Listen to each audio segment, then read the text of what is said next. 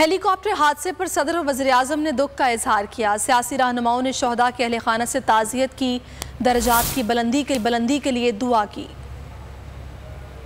ہیلی copter حادثہ، تعزیت کرنے والوں کا تانتا بند گیا۔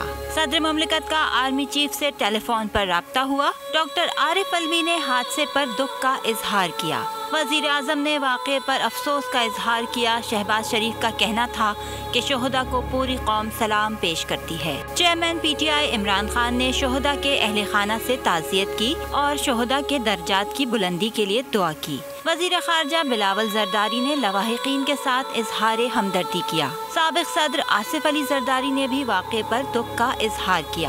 حادثے پر حمزہ شہباز نے افسوس کیا، لواحقین کے صبر کے لیے دعا کی۔ چیئرمین سینٹ صادق سنجرانی نے حادثے پر اہل خانہ سے تعزیت کی۔ وزیر اعظم آزاد کشمیر سردار تنویر الیاس نے حادثے کو قومی سانحہ قرار دے دیا۔ سبسکرائب کریں اور بیل دبائیں تاکہ کوئی خبر رہ نہ جائے۔